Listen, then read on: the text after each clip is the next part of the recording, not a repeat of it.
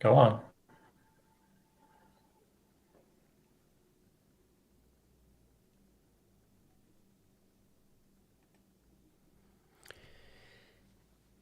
Hey folks, welcome to Simplified Gardening, and today we've got an absolutely fantastic guest that we're going to be talking to, and that is Scott from Gardener Scott, and he's got an absolutely fantastic channel, and today he's going to be talking with you guys about something really exciting. He's going to be answering your questions, and Scott and I are going to be having a little chat back and forth. So this is going to be a really laid back episode where we're just batting off some information and things like that.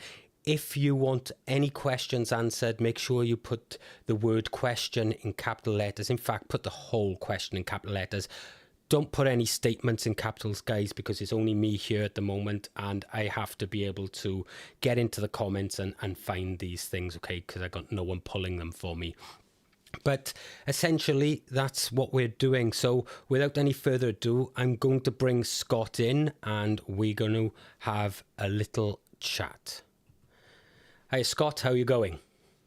Hi, mate. Nice to see you. I'm looking forward to a nice gardening chat. Yeah, it's been a little while, hasn't it, since we've been on a live together? It has. I was looking at it, and you and I were getting together pretty regularly, either you on my show or me on your show, and it's been over a year, I think. Yeah. I mean, I went for a long period of not actually making any videos, as you know, with a few issues that I was having, and but yeah, getting back into it now, and we're here to discuss some exciting stuff today. And so, before we go any further, Scott, for because I've picked up quite a lot of new subscribers over the last few months, or since you were last on, and some of them may and some of them may not know who you are. So why don't you tell people who you are and what you're about, and we'll go from there. Well, I am Gardener Scott on YouTube, and I go back almost as long as Tony making videos, well over a decade, hundreds of videos. Tony and I are sitting at about the same level in our library and our viewers and everything else. And I'm in Colorado in the US, as you may have noticed from my accent, and talk everything gardening. Uh, Not a particular focus because I think gardening encompasses everything from planting, getting the seeds, putting the plants in the ground to harvest and preservation. So I've got videos on pretty much every aspect of gardening, from compost to flowers to seeds to biochar, all kinds of different stuff on the Gardener Scott channel. Excellent, Scott. We're having a couple of people just put in the comments that you were really, really loud. So, any chance you can just turn your mic down a little bit for us? Yeah, let me go ahead and go to my mic, and I will work on turning it down. Brilliant. So, guys, if you've got any questions for Scott throughout the evening now, just make sure you throw them in, and I'll be sure to read the question out. I'm having a few technical issues, so I won't be able to pull them up on the screen, but I will read them out, and then Scott's going to be able to answer those for you. Hopefully, you'll Scott's mic will be a little bit better for you. If it's still an issue, still let me know. There's absolute tons of you in the chat, so I'm not going to go through putting out everybody's names because it's just absolutely crazy, the amount of you in here. But it's really nice to see so many people who have come to not only support me but to support Scott as well. Absolutely. So Scott, why are you here today? What's the main goal today? Oh, well, yeah, I have some big news. So how's the sound right now? I cut it almost in half. Is it coming I across a little bit think it better? seems all right for me, guys. What do you think? Does this sound okay?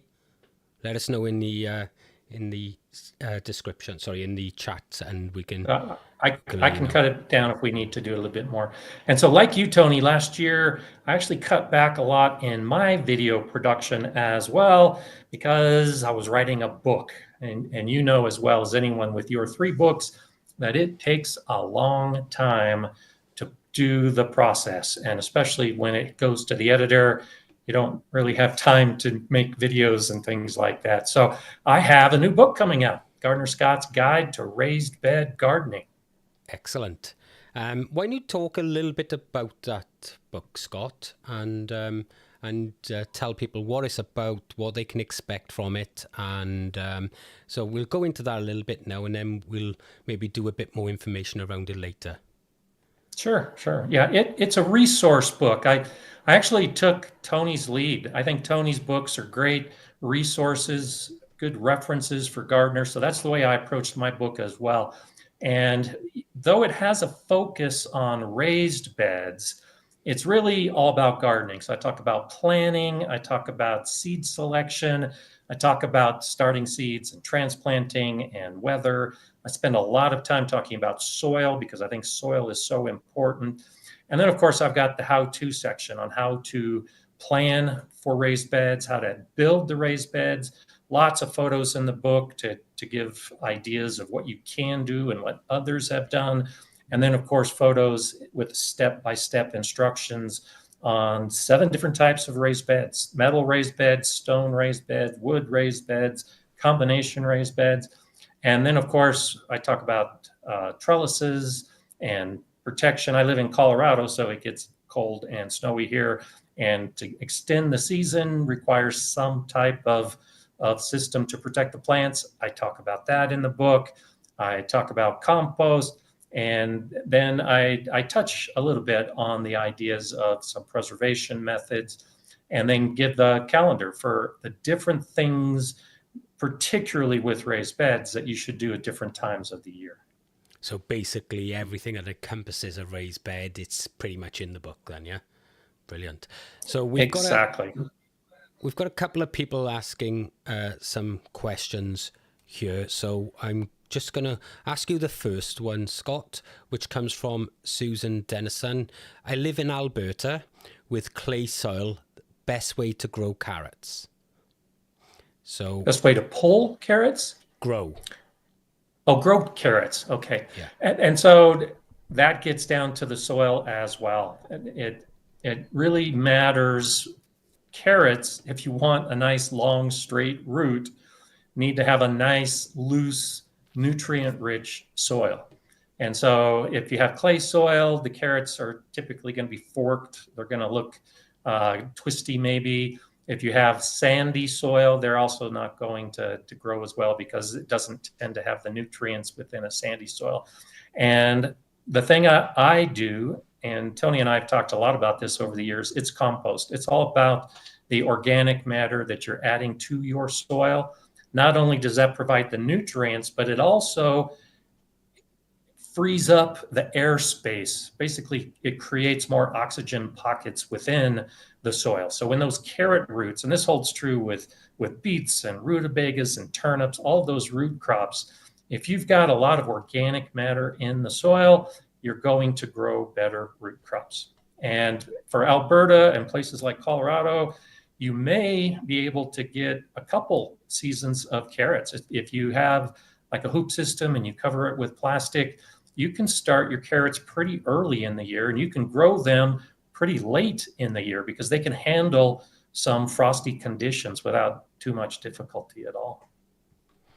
Yeah, and I mean, there's so many great ways to grow carrots, and based around your book with the raised beds idea, I grow mine in a bed of sand, and I core out literally a core, and I fill that core with compost, and that drives that carrot root right down nice and straight. But you want a nice high raised bed for that, but fantastic thing to grow in a raised bed as well. So Scott, let's talk about how you started off with your book, how that come about, and why raised beds. Why did you want to write a book on raised beds? Well, I was actually contacted by Firefly Publishing, a Canadian publisher, a couple years ago, and they were interested in me writing a book for them. They had some ideas that I didn't think closely matched what I do with my gardening. And so I suggested raised beds, and they agreed with that. And a big reason for that ties in with where I live. Here in Colorado, the soil is terrible. And so to grow, I need to grow, like you say, I have an option to do plugs and fill individual areas of the garden with good soil, with that compost, or to build a raised bed and fill the entire raised bed with good soil. And so in the last 20 years in particular, most of my gardening has been in raised beds. And so I know the most about raised beds within my own gardening experience. I think raised beds are something that many gardeners don't do enough with. They think it's just a wooden box, and then they grow in the wooden box without thinking about the soil, thinking about the height, like you mentioned. There's so much more to growing in raised beds that I thought I could fill a book. And I ended up filling a 300 plus page book, and we actually cut Nice. a lot out of it because there's a Yeah. lot you can learn about raised beds. Joe, it's funny because when you write these books, you want to put so much information into them, and you end up writing. And when you first start, you think, "How the hell am I going to write enough for a book?" And by the time you get your publisher going, "We need to get rid of this section. We need to get rid of this section. It's too much information. We got to cut it down." I That's mean, right. they wanted something like 55,000 words for my book, my last book, and the very first draft was something like 110,000 words, and I had to strip it back. It was one of the reasons that I built families rather than individual crops, because that would help to condense. And Sure. but it's quite difficult to be able to put all the information you want. You really have to think about how you're writing it, don't you? Absolutely. And I did the same thing. I had over 90,000 words and ended up cutting about a quarter, not quite a quarter, to be able to fit in a readable space. And it was a very educational process. I know you've gone through the three different books, but the first book, there's a lot to learn about the layout, the publishing, all of those aspects. So I worked with two different editors, and they each had their own vision. And so I had to rewrite major portions of the book to match what the editor thought it should be. And that was a learning experience in itself. And so for my next book, whatever that will be, whenever that will be, I think I have a much better understanding of how to avoid writing so much to make it Yeah, fit. it's funny because when you first write the book and then you think you're done, you hand that sort of draft in, and they come back to you and they go, right, okay, we want to make these changes because of this and this. And you think, when you hand that draft in, you think, that's it now, I can relax a little bit. But you will actually learn to remember your book quite well, because you've probably read it like 100 times by the time you Oh, finish yeah. the edit, isn't it? You're having to reread things because they've made some like minor grammatical changes or something like that, and it's quite good. So when with your book, we now know roughly what's in the book, and why you wrote that. How did you go about structuring this book to make it better for the reader, to ensure that they were able to follow through and get the benefits that they're looking for? Yeah, I took the approach, and it's written for new gardeners and experienced gardeners. And so it's really a journey of raised beds. I begin, of course, talking about the history of raised beds, why raised beds are a good option. And then I also talk about why they might not be the best option for certain gardeners in certain situations. So the beginning is all about raised beds in particular, just as a concept within gardening. And then it's a journey in a typical gardener's experience, where I begin from the gardening aspect of it, talking about planning and what it is you should do to determine what you are growing in your garden. So I talked about the philosophies of gardening and how we choose the plants that we're going to grow. And then, of course, offer my suggestions and my philosophies. And then from there, I do comparisons between container gardening and raised bed gardening and in-ground gardening as it applies to some of those thoughts. And then I go into the design. If you want to do raised beds, you need to think about, first off, what you're growing and why you're growing it. But then you got to look at how much money you have. And so I talk about the budget. I give cost savings recommendations. I talk about how easy they are, how difficult they might be. And so it's a very progressive idea of first developing the idea of raised beds and then deciding what kind of raised beds you're going to use. And then it gets into the construction, the actual building of raised beds. And then it's like I mentioned earlier, step by step with pictures to show you, the reader, how to construct a raised bed if you've never done it before. And even if you have, you're going to see types of raised beds that you might not be aware of. And then throughout the book, I've interspersed photos of raised beds from literally all over the world, from California to Colorado to Tennessee to Scotland. There are raised beds of all different types as kind of just a way to get that encouragement of what others have done and how easy it is. And then the book proceeds from there to the soil development and the planting. And it's kind of designed for a new gardener to pick up and start at the beginning and read to the end, and you will know all of the steps in order to be able to grow a garden. And then, of course, there's the expert information that's interspersed along the way that a beginner gardener might not recognize, but an experienced gardener would. Okay, great. So, guys, if any of you are looking to purchase Scott's book, the link is in the description, along with a link for Scott's channel as well. And I highly urge you all to get across and subscribe to his channel if you haven't done already, because Scott just hands out some fantastic information. I can guarantee you this book is going to be just as useful. Thanks. So I really, really do think that it's going to be such a really great resource for people. And, there's so many different types of raised beds out there. I mean, I've got like 5 or 6 different types in my garden. I've from stone to timber, steel, there's bamboo, and I just think that they're great because there's so many benefits. Scott, what do you think some of the benefits would be for people to grow in raised beds? So when we were talking about writing the book and the changes to it, I actually, in my original writing, had a chapter on the benefits, and I listed 50 different benefits of raised beds.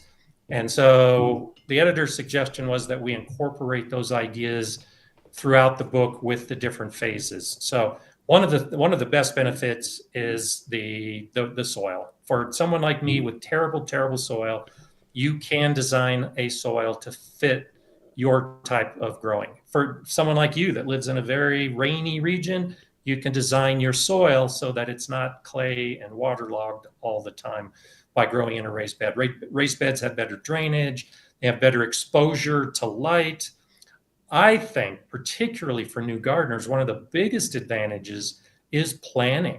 It's a grid. You basically, if you're growing in a square raised bed, and most gardeners are growing in a rectangular or square raised bed for their vegetable garden, now you can plan out literally every inch in that bed.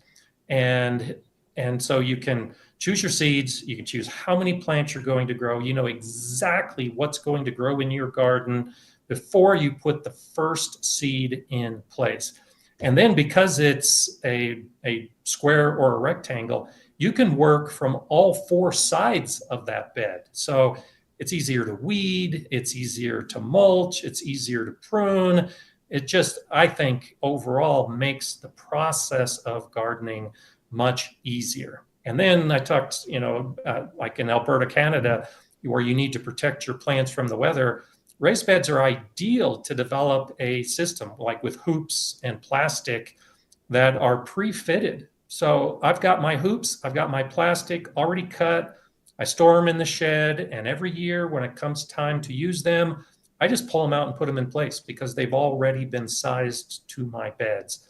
And Yeah, so perfect. overall, just the whole process of gardening, I think, can be much simpler and much easier to do with the raised bed. And so I just love them. I think they really can benefit most gardeners. Yeah, and I think as well, if you're, I think we're getting a bit of feedback here, Scott, but I think if you're,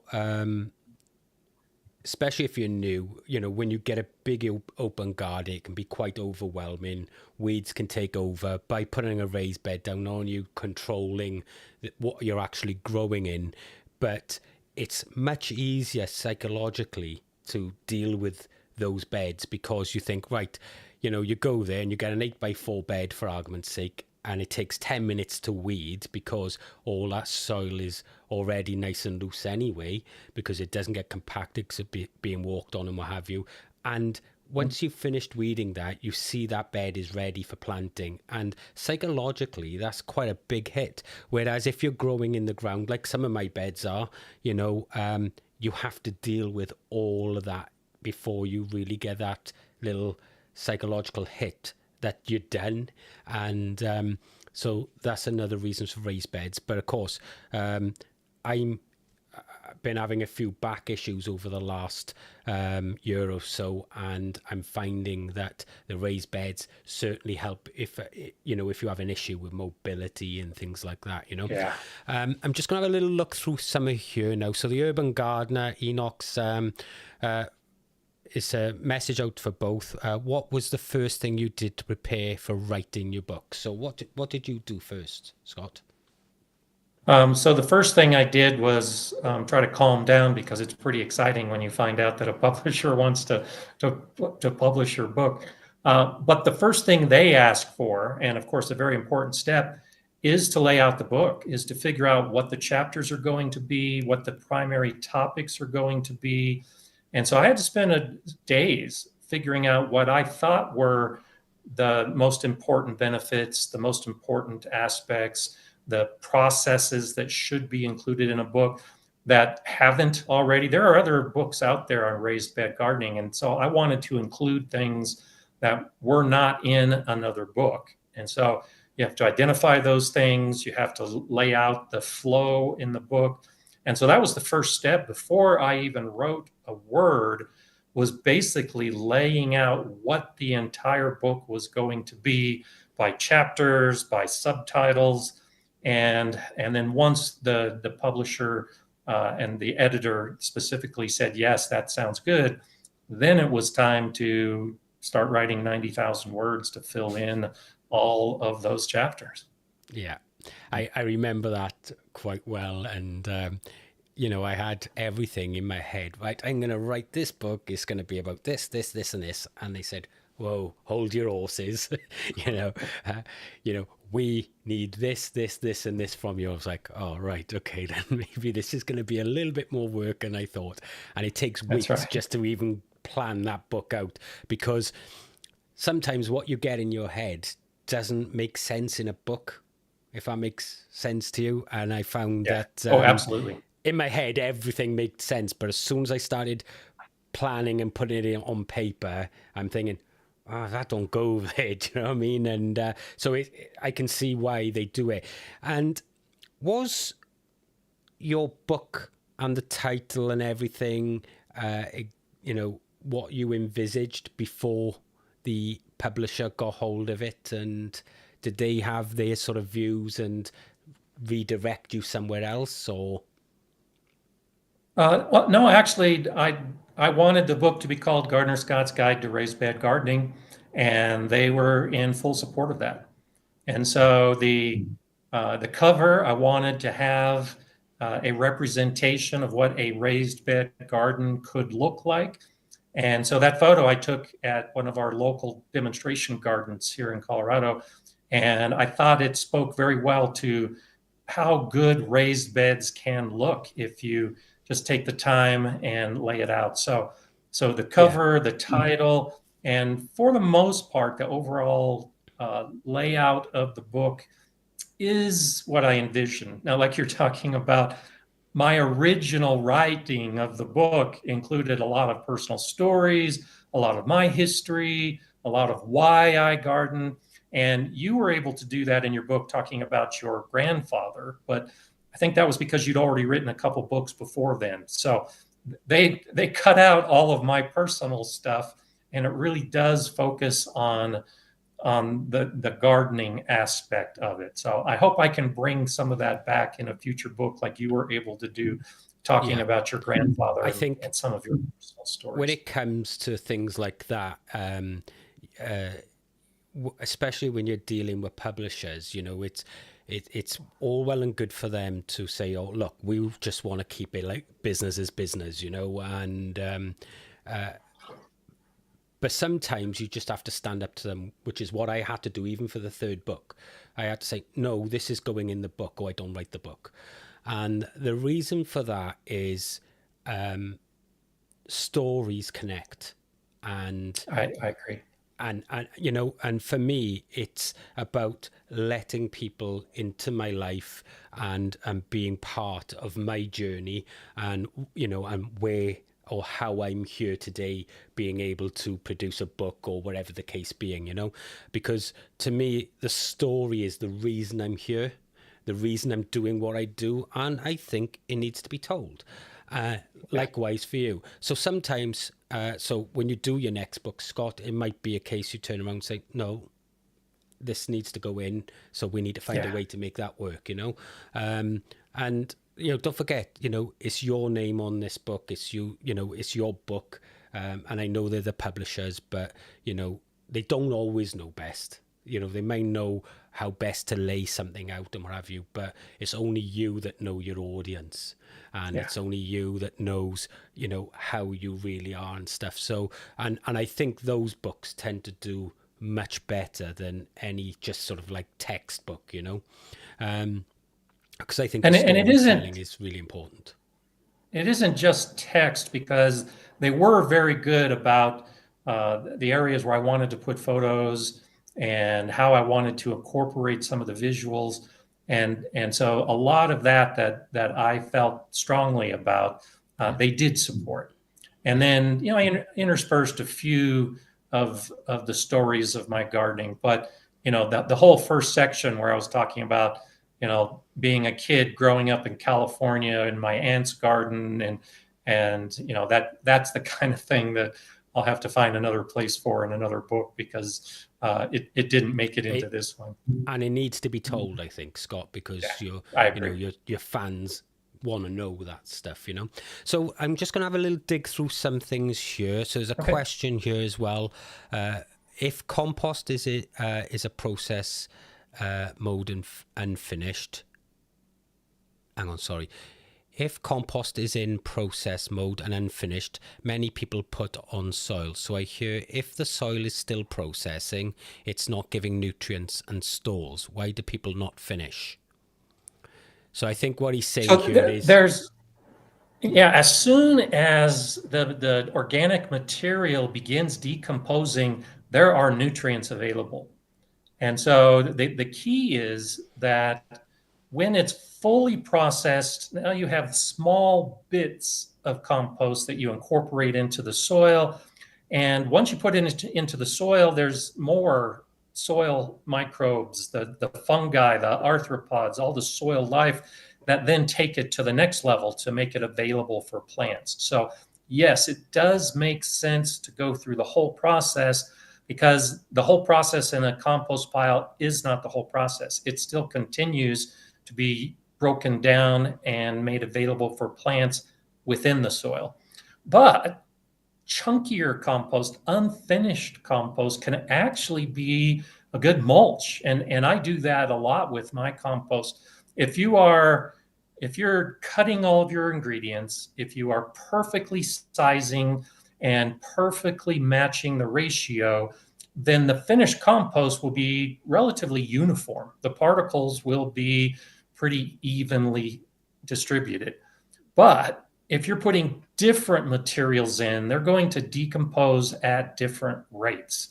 And so what often happens is to get a fully finished compost takes a very long time if you want those bigger pieces to break down. And you can sift it, you can sift out your compost and just put the finer particles in, or you can use a rougher compost on the surface, and those bigger pieces act as a mulch, and those smaller pieces will work their way into the soil because of earthworms and rain and your normal watering as well. So I think it's a balance. I use compost of all different levels of decomposition, depending on whether I'm putting it in the soil or on top of the soil.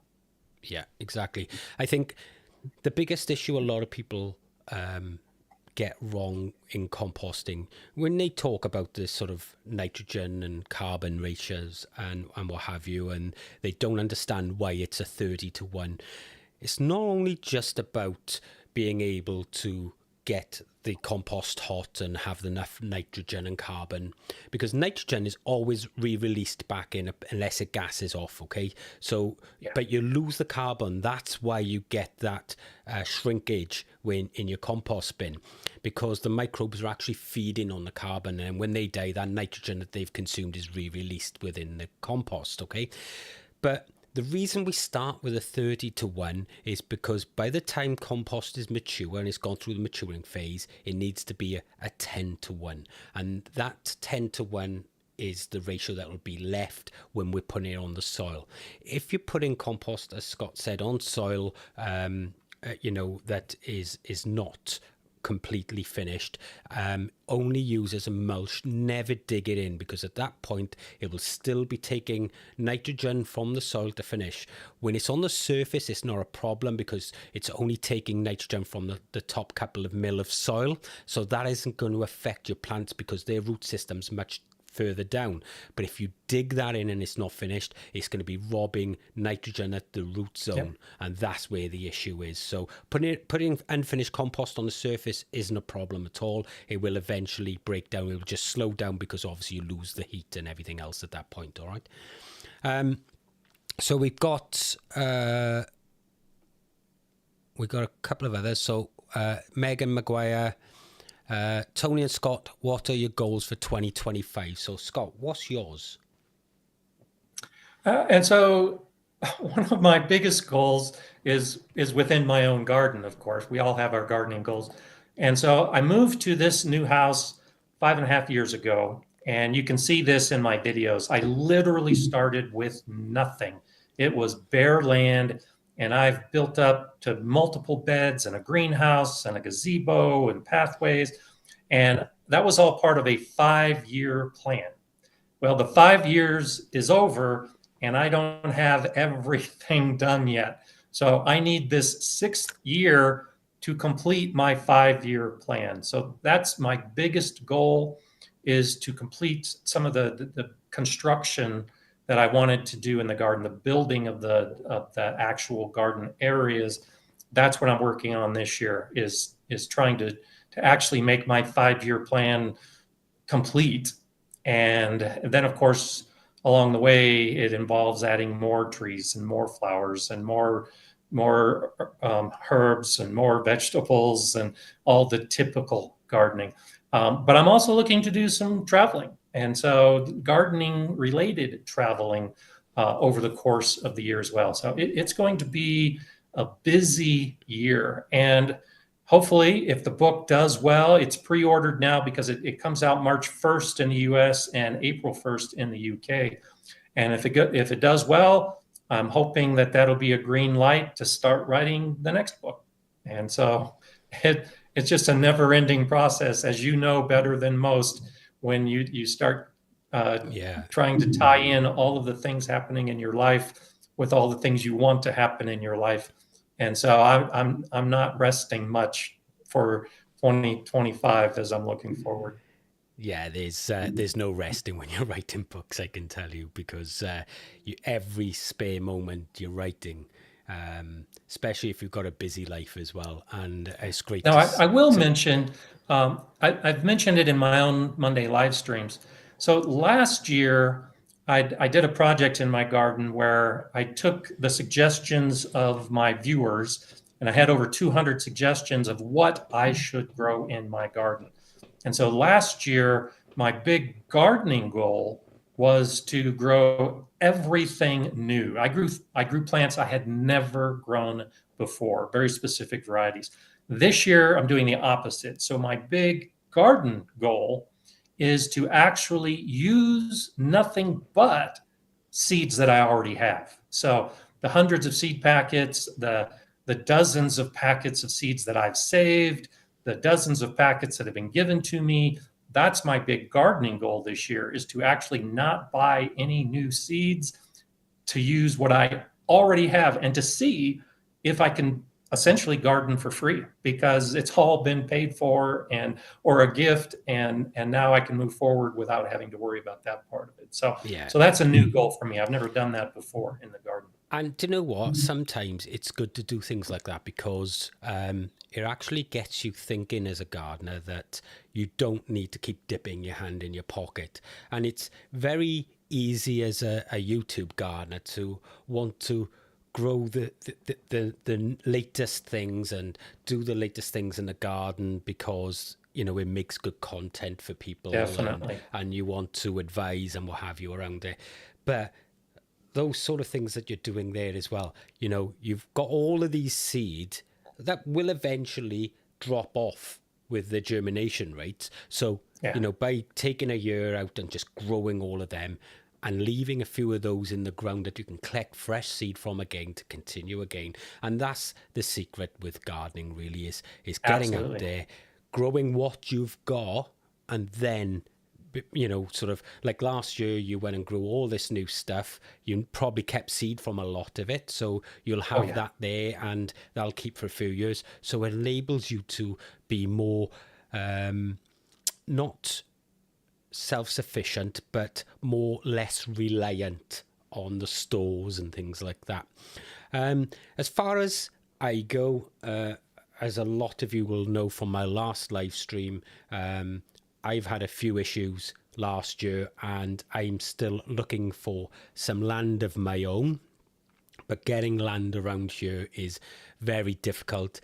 And Tina and the kids have now decided that they like the house too much and don't want to move.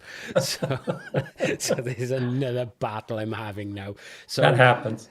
yeah, I think like 6 months ago, if we hadn't had like the property crashes and everything that we've had, we would have just moved and that would have been it. But they've all now said, oh, I really like it here, and we've done so much to the house and stuff. So my goal at the moment now will be to, if possible, stay here, but buy some land that's close, but it's waiting for land to come up. So that's still on the cards. And that will be a complete setup then, where I'm going to have to take maybe a field and convert that into a complete new growing space. And it'll be nice as well because I'm going to be able to take everybody through all of the planning of it and walk them through. And it's something that I'm probably going to do a lot of behind the scenes stuff for members and things like that as well. Okay. So it'll be quite, it'll be quite interesting. But at the moment, I'm still having to find the land, and it's just nothing coming up around here at the moment. But as soon as it does, I'll be on it. I look forward to that, because that's what I was just describing, was starting with nothing and making all the videos to show all the steps. And so when you do that, we all, of course, will be looking forward to it. Come up with a 5-year plan and expect it's going to take 6 years for you to actually get it finished. Scott, I'll just give you a little tip. I've been at this place for 11 years and it's still nowhere near finished. There you go. Look, your garden's ever evolving. Even when you think, right, I've done everything I wanted, by the time you get there, your plans change or something didn't quite work the way you thought, or or the weather doesn't play ball because you thought of putting up a row of trees as a screen here is now affecting the microclimates or whatever the case being. So for me, it wouldn't be like I'd have an initial 5-year plan of getting the structures in and getting the beds and getting growing. But for me, a garden is never complete. And Oh, I, absolutely. I love being able to just go, do you know what? I'm not quite happy with that bit. I'm going to go and redevelop that or whatever the case is. So that's our goals for 2025. Guys, listen, don't forget now, the link for Scott's book is below. You can pre-order it now if you're in the States. That's coming out on the 1st, Scott, right? And March 1st. Yeah. March 1st and 1st of April for the UK. So Yes. we will have Scott back on before then before the launch of the UK version. So, Scott, let's have a little look at some more of because we're getting loads of people saying they love raised beds, like Lorraine Maguire, and a load of others. So I'm going to just have a little flick through by you a moment because the chat has gone absolutely ballistic. Good. And right, let's have a look here. Susan, you like growing containers, great hiding place for snails, don't want to use snail bait. Have you used pheromol with no success? Brassicas, kale end up as stalks. What can I do? Susan, with that, I've recently, like in the last few weeks, put out a slug video, and I have like 4 others on them. So go on the channel and do a search. And I know Scott's got them on slugs as well. So just get on the channels and do a search for slug and put in Simplified Gardening at the end or Gardener Scott at the end, and you'll pull up all of the slug videos. But there's so many things, from beer traps to copper wire with a little battery, collecting them and disposing of them. There's just tons and tons of ways, and if you start now, you do the biggest damage to the population rather than waiting. So now is the time to really start looking for them. But going back, I think it's about 2 or 3 weeks ago, I done a video on slugs, and it was a video I've worked really hard on. So it'll have all the information you need in there. And there's a link at the end to another one of my slug videos. Right, Scott. So what style of raised beds do you have in your garden at the moment? And so I have basically most of the pictures. So I've got over 300 photos in the book, and the majority of them are from my garden, with the garden actively growing, the garden at different seasons.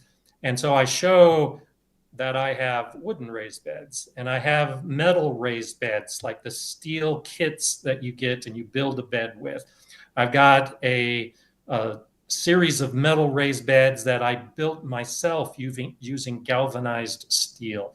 I've got stone raised beds. I've got hybrid beds that are wood and concrete. I have beds that are concrete blocks.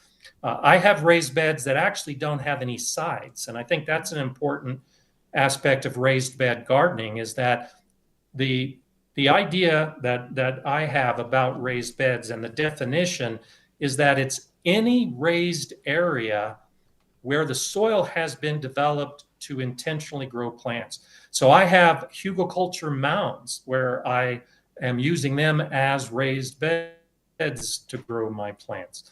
And so if there's a type of raised bed, you can pretty much be assured I am actively growing in it in my garden. I have logs that define the edges of raised beds to elevate the soil above the native ground around it. So I have all different types. I like raised beds so much, and because of my videos, like you said, we on YouTube are always trying different things and making videos about them.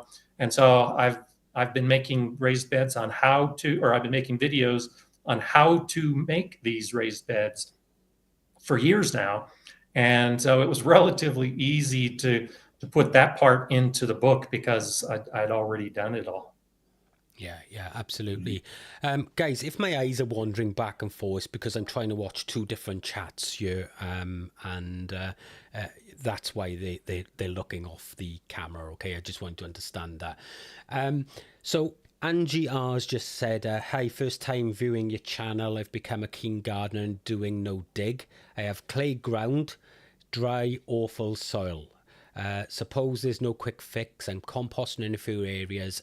Any tips? For me, well, obviously, if you really want to do that quickly, raised beds just perfect for that sort of soil, isn't Yeah. it?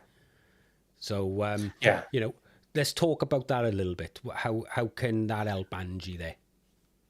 So I actually have a video where I talk about why I don't do no dig when I'm creating my garden space. So when I moved in 5.5 years ago, I did soil tests. I knew my soil was terrible. I have a big garden space, about as big as your whole allotment area.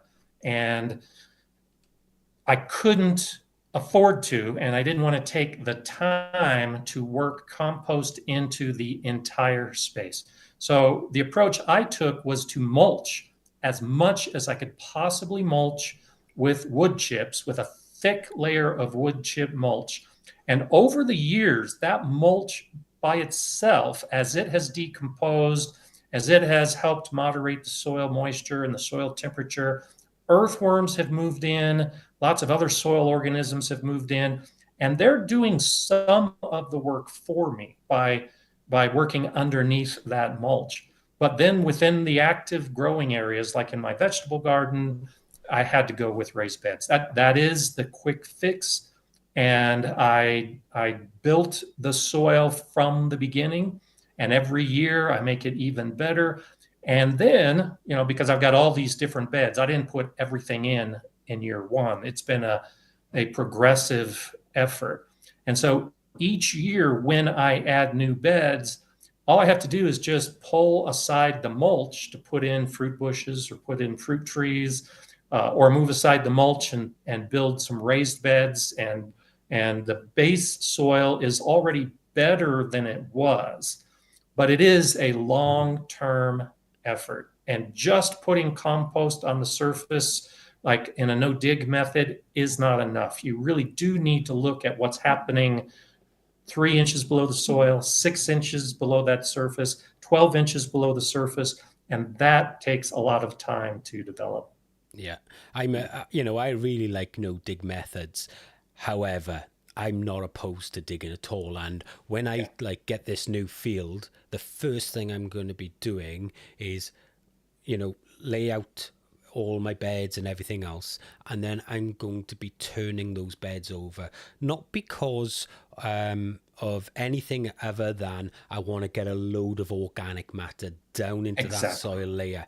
After which I've done that, then I will just carry on laying compost on the top and let that down. But that, ideally, you want between 5 and 10% organic matter in your soils. Now, what I find with a lot of people is either they go completely over the top, or they just lay it on the top like the no dig method suggests, but they don't get it down in the soils. And although the worms will take that down, it doesn't take down enough organic matter to Right. bring the root zone to between 5 and 10%. So initially I'll dig it in completely. Yes, you're ruining all of the soil fungi and you're killing off all of the mycorrhiza and everything else. They don't completely die off, and they will rebuild quite fast when you're putting that compost in, and then that's giving that the best start for going no dig afterwards. So I'll be doing that myself. Scott, so we're just talking a little bit about soil. What about there's many methods for filling these raised beds, and if you were just buying compost, it's really expensive, right? We've got the hugel culture methods. You can fill it with your just local soils, things like that. What do you fill your beds with, and how do you think that's benefited you? Oh yeah, and so you were talking earlier about some back issues, and so I've got back issues as well, and I think that's a great benefit of raised beds. I build my tall wooden raised beds that I can actually sit on as I'm pulling the weeds and sowing and pruning and doing all those things. And so, because my beds tend to be higher, most of those taller raised beds follow that hugelkultur principle. I've got logs, branches, leaves, wood chips, manure, pine straw, all that stuff is at the bottom of the bed because it doesn't need to be good soil because for the most part, the roots aren't going to get down that deep and it will decompose. It will enrich the soil over time. It's just the top portion. And so in my book, I've got a number of different recipes for the different ratios that you can fill a raised bed and achieve that basic goal. And so my native soil is less than 1% organic matter. Wow. And that's why it's just way too much work for me to try to amend everything. But within a raised bed, if we target, like you were saying, 5 to 10% of the material in the raised bed, organic matter, that's very doable. And so I use my own compost. I use dried grass clippings. I use crushed leaves. I use straw as a mulch. And then at the end of the season, I turn that straw into the soil in fall. So it decomposes over 6 months before I'm planting in that bed again. And so that's a big part of it. And I mentioned this in the book as well, that every one of my beds is different because I did them at different times. And as I filled each bed, I used what I had at that time. So if I had cow or horse manure when I was filling a bed, then that bed has more cow and horse manure than other beds. And if it was in fall and I had more leaves and I had more grass, then the mix would include more leaves and more grass. So even though I give my recommendations and I give some other people's recommendations as well in what to fill your raised bed with, I think it's important that each gardener look at what they already have because you don't need to buy all of the soil that you're going to mix into the bed. I have bought soil, but I buy a bulk soil, like a dump truck loads the soil or drops the soil in my yard, and then I'll mix that with the manure, with my own compost, with the grass clippings to make it go further and to really help with my budget. And then I add my own terrible soil to my beds as well because it's got all that mineral component. It's got the minerals. And so when I mix my terrible soil with compost and all the other organic matter, I'm improving the overall soil because now I've got good drainage and I've got soil life from my native soil that I'm adding to the beds as well. Yeah. And, I see a lot of people just filling raised beds with pure compost out of bags or something they've grown themselves. The issue you have here is, don't get me wrong, compost fantastic, and I'm one of the biggest advocates of composting, but you need the soil in there as well. Yep. And as Scott's saying, just for minerals and stuff like that. But if you were like, everybody here knows that I've basically called out rock dust as a scam. And the reason for that is because it takes the microbes so long to break it down, you're never going to see the benefit. But in your soil, the microbes are already been there breaking it down for thousands of years, and they continue to do so. There's enough aggregate in your soils not to be wasting your money. There's so much you can spend money on in a garden. And buying rock isn't one of them. You don't need to be doing and it. I don't buy rock dust either for the same reason. It's an absolute scam. So if anybody ever thinking of buying rock dust, save your money and go and spend it on something else, right? There's no need. But by adding some form of soil in from either your local soil from the garden or like Scott does, bringing it in by the truckload of topsoil or whatever the case being, and blending that is by far one of the better ways of filling your compost. You'll get much less shrinkage because even mature compost still continues to break down, which is why you find the compost sinking and what have you. And you'll still have that to some extent, but it will be much less because you're adding that soil component. and the Absolutely. microbes need that minerals in there to survive as well. So, so that's all good. Okay. Let me have a quick look. Question here from Dog on the Plot. Carrie says, I know US gardeners use straw to mulch. Sorry, that just disappeared on me. There it is. Okay. But is it recommended for the UK, or is it just going to attract slugs? Right. So what would you use straw out in America, Scott? Yeah. Do you Yeah. ever have a problem with slugs? Well, so I live in a very dry region. My garden is at 7,000 feet elevation, and the air is pretty dry here because we don't get a lot of rain. And so I don't have a big slug problem, even when I use straw. If I use smaller wood chips, and so I think a key difference is that the straw actually allows some of the air to flow through it. And so the mulch stays dry and the soil surface is not wet. It just is moderately moist. And so not a big slug problem even underneath the straw. But if I use a denser mulch, like with the small wood chips that will actually hold onto that moisture, and then the soil surface is more than just moist, it's wet, then yes, I have had some slug issues in those cases. And that's one of the reasons I use straw. And so around my strawberries, for instance, when I had a wood chip, a fine wood chip mulch around my strawberries, the slugs were eating my strawberries.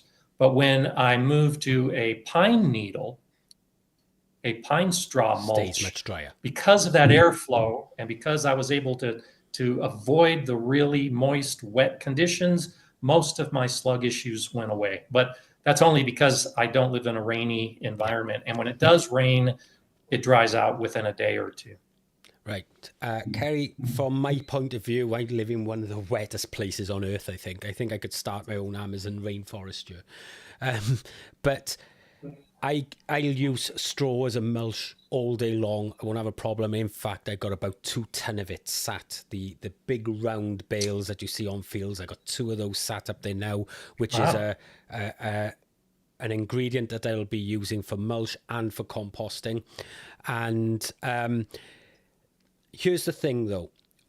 Like, I've just written a script for a video why I hate the roof stout method. Okay, the reason for this is you're basically laying potatoes on the surface, you're covering them over with mulch, and that mulch then, or those potatoes tend to get attacked by slugs.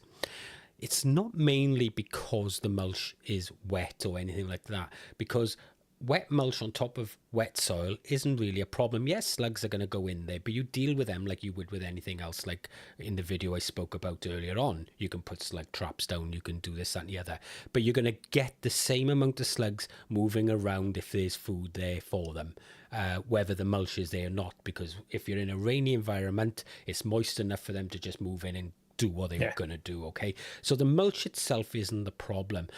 What it does do, though, the best part about it is using as a mulch just around things like brassicas and what have you, because consider the crop that you're putting them around. I wouldn't put it around strawberries.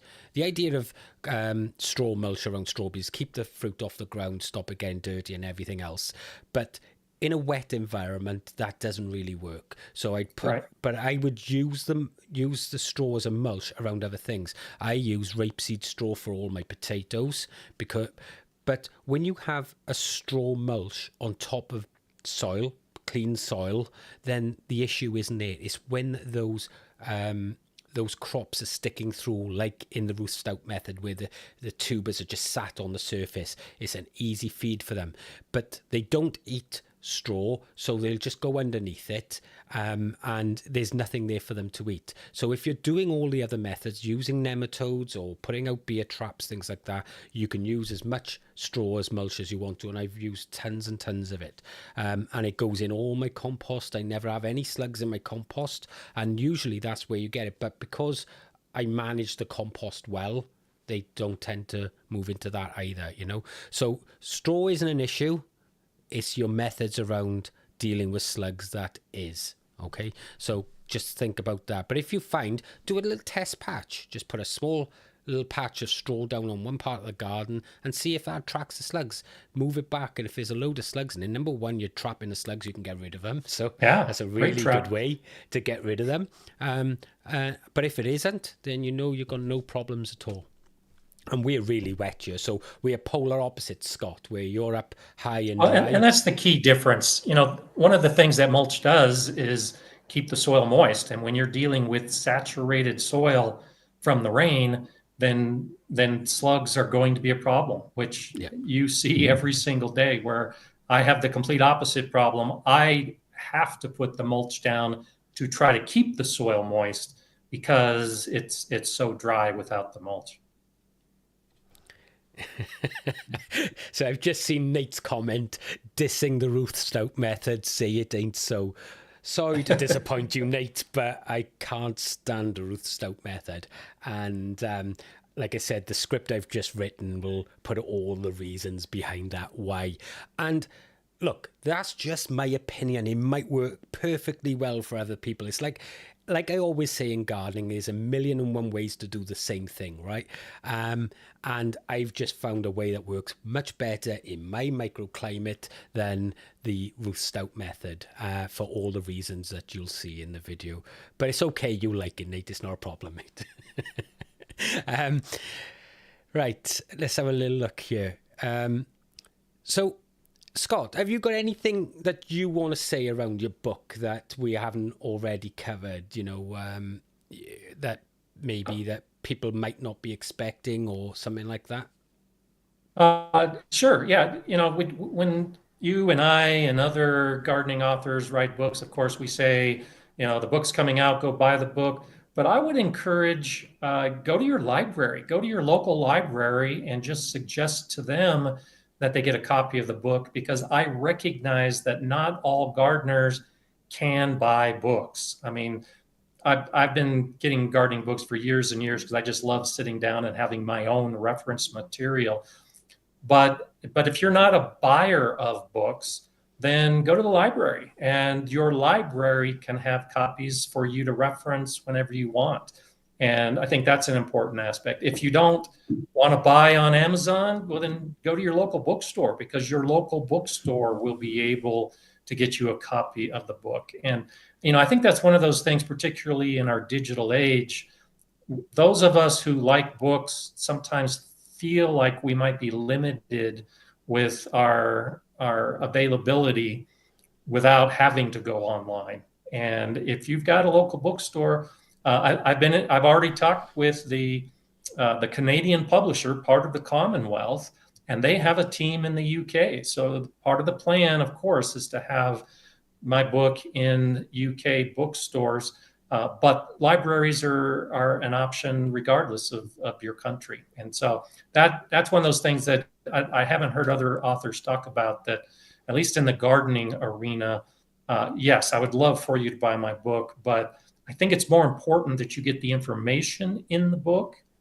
And so even if you don't buy it and the library does, just read it, because I have no doubt that you will gain some important knowledge using it as a gardening resource.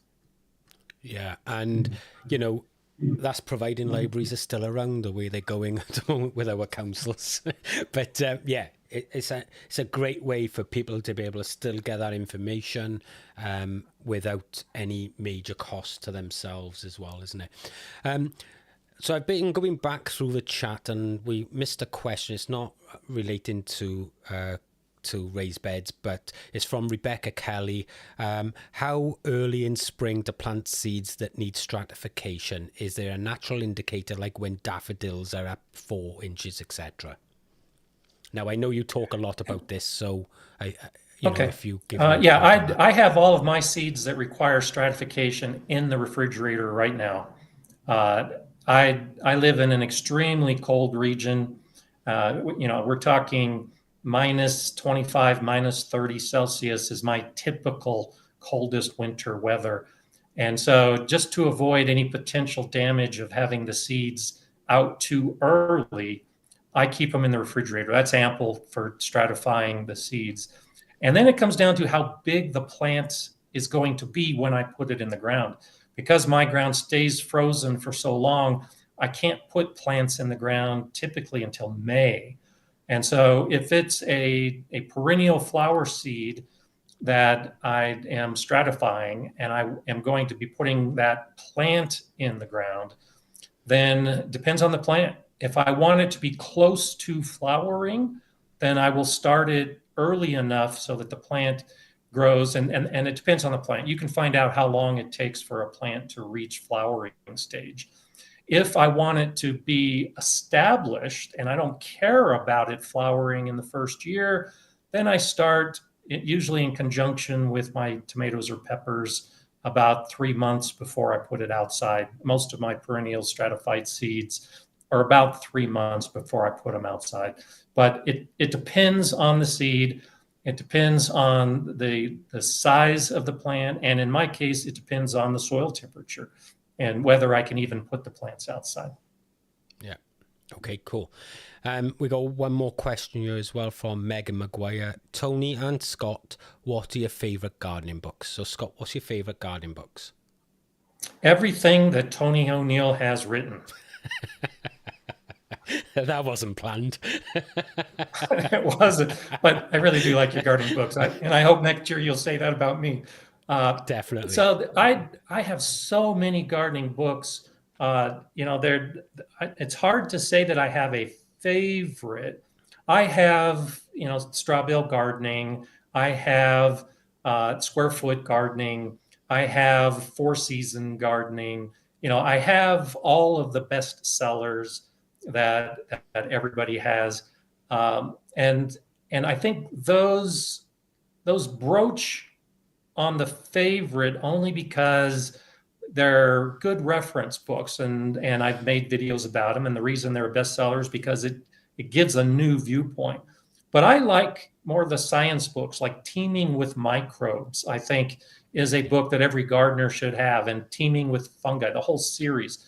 So there's a lot of books that nobody gets and that few people even are aware of, and those are actually my favorites. It's the science. I really like my science to be science, or my gardening to be science based. And so I've got a whole bunch of reference books that deal with the science aspect of it. What's happening in the soil, what's happening with the seeds as part of the whole germination and growth process. And so I can't narrow it down to a single one other than like Teeming with Microbes. I just like that whole genre of gardening books. Yeah, and I'm pretty much the same way. It's why when I wrote Composting Masterclass, that really was a deep dive. And, you can go and get a composting book and it's going to do everything you need it to do. It doesn't matter what composting book it is, it's going to do what you want to do. But what I wanted to do with my book, and what I like to see in other books, is something completely different, in that I want to come away and understand a process, way better than before I read that book. And by understanding those processes, that's when you really get that aha moment and go, that's why that didn't work, or Yes, that's why that's yellowing, or why, understanding exactly how the composting system works, what the microbes are doing in soil, what part fungi plays on things. It's just that, and the more you go into those sort of books, the deeper down the rabbit hole you want to go. So I love those sort of books, very much like you, Scott. Teeming with Microbes, just a brilliant book.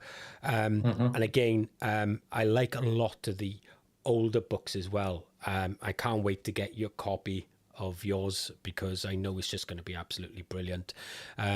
But I do like going back and looking through older gardening books and seeing some of the processes that have been forgotten, and seeing if they can be put back into practice and how they work in today's things, like, for argument's sake, clamps for, storing food and things like that. I love stuff like that, anything that is going to broaden my knowledge base as far as gardening. absolutely. And that's, I love stuff like that. So again, like you, I can't pick a specific book, but anything that's quite technical and explains something in detail, I'm all for that. So we've got another one from Scotty here. What's your favorite gardening tool? So what's yours, Scott? So my favorite gardening tool, and probably the one that I use the most, is a simple retractable blade. It's a box cutter knife that I've had for 30 years. It's metal, it's durable, and it has just a little thumb push, and you change out the blades. I use that to open bags, to cut twine, to stab insects. I mean, I've used that knife uh, so many different ways and so often that I can't even describe it. And it's always in my pocket when I'm in the garden, because it seems like there's always something that needs to be cut. And the hori hori knife is great, and that is one of my favorite tools. But you got to, it's a little more cumbersome. You got to strap it on to your belt, and you carry it around, and sometimes it gets in the way. And the one that I use the most is just a simple retractable blade. Yeah, and for me, I've got two, and the first one is any hoe, any garden hoe, because they're fantastic for keeping the weeds down, especially if you no dig. At the end of the season, you just take all the stuff off the top, and that goes in the compost. So you just reseed with green manures and you're set. It's how I manage such a large garden. So any garden hoe, and I've got probably about 12 different types there in the shed at the moment. And I have to say, my hori hori knife, I absolutely love that tool. You can use it for planting, cutting, measuring. It's just like a Swiss Army knife for the garden. So I really do like my hori hori knife. And so I've got two favorites there. If I was to choose just one, it would have to be the garden hoe. Yeah. So Scott, just remind people now where they're going to be able to purchase your book, and and any other information around it, the release dates. Just give them all a reminder now, because we'll be coming to roll up soon, and I don't want to leave that right to the very last second. The book is Gardener Scott's Guide to Raised Bed Gardening by Scott A. Wilson. So the author is not Gardener Scott. The author is Scott A. Wilson if you do a search for it. And because it hasn't come out yet, you might need to put both the Scott A. Wilson and Gardener Scott's Guide to Raised Bed Gardening to find it. But it's available on Amazon. It's available on Barnes & Noble. It's available at bookseller sites of all different types. And you can pre-order now through March 1st in the United States. You can also pre-order it in the UK. It comes out on April 1st. And when you go to a site like Barnes & Noble or Amazon, it will say available March 3rd. That's because the book doesn't come out to March 1st, and then they have 2 days to ship it, and so it'll arrive on March 3rd. But if you want it on March 1st, support your local bookshop. Go to your local bookstore, put it on pre-order with them, and then you'll be able to pick it up on March 1st, the day it comes out. So that's definitely a viable option if you want to be the first on the block to get a Gardner Scott book.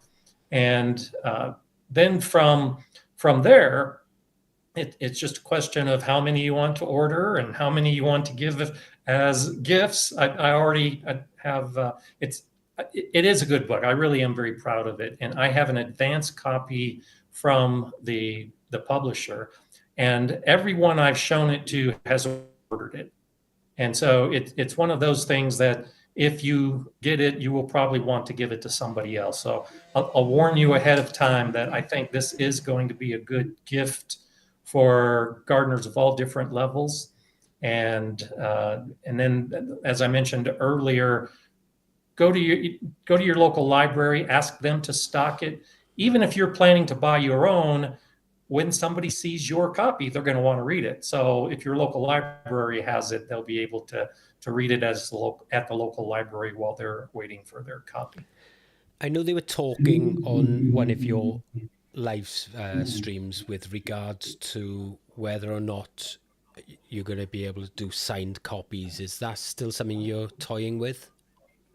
So yeah, I've contacted the publisher. I'm looking at the possibility, and I'm coordinating with the bulk purchaser office, whatever that title is.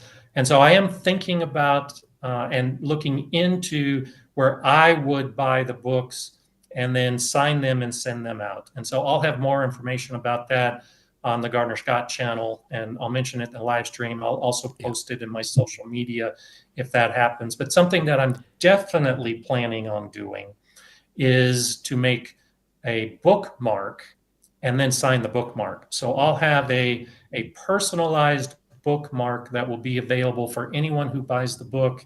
And when that is ready to go, I'll also talk about it on the Gardner Scott channel, and I'll put it out in my social media. And that'll be for free. I'm not planning on charging for those bookmarks. So if you want a signed bookmark, once the book comes out, you can send an email to gardnerscott@gardnerscott.com and just let me know that you want a signed bookmark. And then once I've got them printed and available, I'll send it to you. I'd been giving this a little bit of thought since your live stream where you were talking about it, and I don't know where your publishers are, but maybe the possibility of you going to them and bulk signing a load where they are automatically, and then they can maybe alter the thing so that they can do a signed or unsigned copy. That way they're shipping it out rather than you as well. Right, Scott, and that's a good point. I've been working with them to try to set up some book signings at different bookstores, but I hadn't thought about that. So I'll definitely ask that question. Something I was if that's thinking something about. If they're close enough that you can get in a car for a couple of hours or get on a Oh no, plane. they're in Canada. They're right, a okay. 3-day drive. Right, But yeah, don't drive. It might still be something that we can coordinate. Yeah. If they visit me And, or I visit them. It's just something you sit there for the day, just signing a load of copies, and just another alternative for you. So we've got one more question before we wrap up, Scott, if you don't mind, and that comes from Big Will Dog, and the question is for both us, Tony and Scott. What is the number one crop that took many attempts to grow before getting it right? Big Will Dog, you ask such tough questions. So for me, the toughest one, and I'm still working on it. There's two of them. It's okra and it's ground cherries. And my season is just so short that to grow something like okra, which requires a long season, I really have to work at it. I have to really work on covering the soil with plastic to heat it up, to do the okra, and then keep it covered once the frost comes. And then the ground cherries, I just haven't had success with. And I keep trying different soils and different varieties. And I think the biggest issue is that I don't start the ground cherries indoors. I'm trying to do it outdoors to see if I can do it, and it's not working. So this year I'm planning to grow ground cherries just like I would my tomatillos, which are similar, or my tomatoes or my peppers, is I'll start the plants inside. So those have been the two toughest for me. And for me, it's celeriac. And you look at the seed packet and they tell you to plant from March on. I can tell you now that doesn't work in the UK. They just don't have enough time to bulk up. And I found that sowing them really early in January is what you need to get any sort of decent size out of them. And they are hungry crops. So I've now managed to get some really good size celeriacs, which I'm chuffed about, but it took me about 5 years to figure out what I needed to do, why I needed to do it, and and avoid all the pitfalls that I was having in the years before. But now I know that I need to get them going in early January. They're a long season crop, and they just didn't have enough time. The time they got the root system going, there was no time left for bulking out. So exactly. So that's it. Well, and that's a good point, Tony, when it comes to gardening in general, that I think and maybe Big Will Dog, that's the reason he's asking the question, is some plants take a long time to figure out in our individual gardens because the information on the seed packet or in a catalog is very general and it works for most gardeners, but it doesn't work for every gardener. And so, like melons for me, it took 3 years for me to figure out how to grow melons in my garden. And now I don't even think about it as something that is challenging. But the okra, yeah, I've spent 5 years trying to get okra to that point that I can have a good harvest. And so that's why, that is something that comes immediately to mind. But gardening is a journey and it takes time sometimes to really figure out individual plants like that. And that's okay. Just stick with it. Every gardener has its nemesis, and you know, and like you said, that's all part of having a garden and learning. And like I've always said on so many people's live streams and my videos, you will learn far more by failing than you'll ever win by succeeding, because once you've succeeded, there's nothing there to strive for. By failing, you're trying new things, you're pushing the envelope all the time, and you're actually stretching your gardening skills. So I relish failing in the garden because Oh, yeah. it just allows me to think a little bit differently and go, what about this? Yeah. And all of a sudden that opens up a new door. Well, anyway, Scott, I hope this stream has have been good for you, and I hope that the Oh, yeah. It's guys always here have good. enjoyed it. If you can just hang around for a little bit, and I'll catch you in the Sure. back end. If you just want to say whatever you need to say now before you shoot off, and then I'll put you in the background, and then I'll catch up with you then once I've said bye to everybody. Okay. Well, thank you everybody for being here to support Tony, of course, first off, because this is Tony's channel. I know there's a number of you that are fans of Tony and mine, and so it's great to see you here as well. If you don't know Gardner Scott, then yeah, like Tony said, go to the Gardner Scott channel, click on that link in the description, and I think you'll find that Tony and I approach our videos and the way we garden pretty similarly. We look at the science, we look at the research, we look at our own experience over decades of gardening. And so it's not anything drastic or different for both of us. It's just good gardening. And when you can find a channel that shows you how to do some good gardening, I think that's one of the best things about YouTube is it allows people like you and me, Tony, to find that audience that needs to hear the good information, not the trend of the moment, but the good, solid, foundational gardening. And that's what I offer on my channel. Absolutely. Yeah, absolutely. Thank you very much, Scott. I'll catch you Great in a to be moment. here, Okay. Tom. Bye. Thanks. So, guys, that's it. Look, all I can say is, number one, if you are not subscribed to Scott's channel, then you really are doing yourself injustice, because he has some fantastic videos. I think he's approaching about the same number as me, about 500 videos or so, and they are high quality, really informative. So I really urge you all to firstly get to the description and click the link and go and subscribe to Scott's channel, because you will not be disappointed.